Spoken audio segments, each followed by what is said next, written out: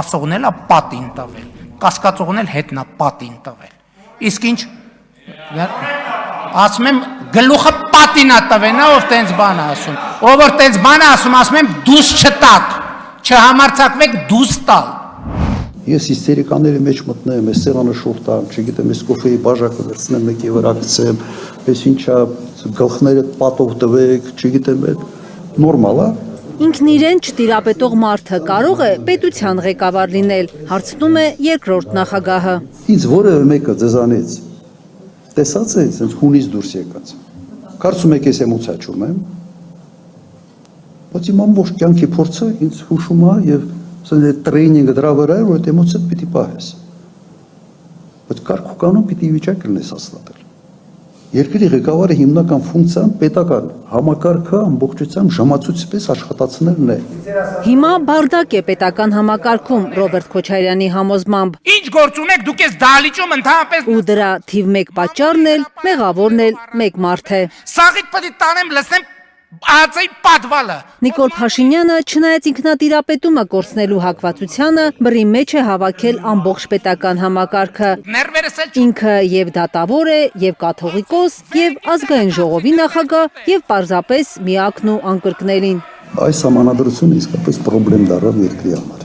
2015 թվականի սահմանադրության փոփոխությունների հեղինակները ըստ Քոչարյանի գուցե չեն էլ պատկերացրել, որ խորհրդարանական երկրում падգամավորները WhatsApp-ով հրահանգներ կստանան վարչապետից, մանդատը վայր կդնեն մեկ SMS-ով։ սուպեր վարչապետը ինքնալնելու Փաշինյանը, որ անխնա քննադատում էր սահմանադրական փոփոխությունները, հաճույքով մտել է սուպերվարչապետական կոստյումի մեջ։ Ընդդիմադիր ամենամեծ ուժի առաջնորդը առաջարկում է փոխել խաղի կանոնները։ Նա առաջ է քաշում օրենսդրական այնպիսի կարգավորումներ, որոնց շնորհիվ վարչապետի ձեռքում չի կուտակվի այն ծավալի լիազորություն, ինչ այսօր կենտրոնացած է Նիկոլ Փաշինյանի ձեռքում։ Եթե մենք գանք, այո, առաջի քայլերից մեկը սա է լինելու։ Ոչ թե ասելու եմ այդ լավ կոստյում է,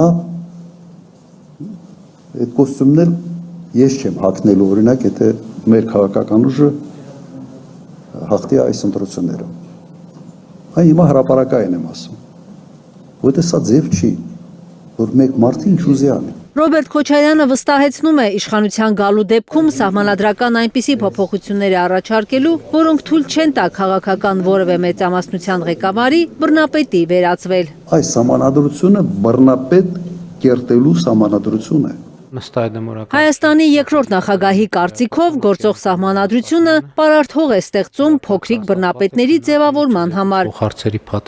Ցանկացած մեկը կարող է խիղճը կորցնել, չդիմանալ գայթակղությանը եւ սկսել կոշտ միջամտել օրենսդիր եւ դատական իշխանությունների աշխատանքներին։ Հիմա քանի որ Նիկոլ Փաշինյանը խիղճ չի ունեցել ընդհանրապես, ինքը ստացել է մի շատ պարատ հող եւ հնարավորություն այդ մոնոիշխանությունը բոլոր ճյուղերում ձևավորելու։ Կուզեք ընդմիջում տանք, պարոն Դանիել։ Չէ։ Եթե մոնոիշխանություն չլիներ Հայաստանում, ամենացածր վարկանիշով դատավոր Արմեն Դանելյանին, ԿՊԱ-ականները միաձայն չէին ընտրի Վճռաբեկ դատարանի քրեական պալատի դատավոր, վստահեցնում է Ռոբերտ Քոչարյանը։ Ձևավորվել է մոնոիշխանություն։ Մեկ կուսակցություն խորհրդարանում ունի մեծամասնություն։ Բոլորը ընդունում ենք նաև իրենք են ասել ինքնահռչակ ուսապարկեր են։ Ես չեմ դա ասել։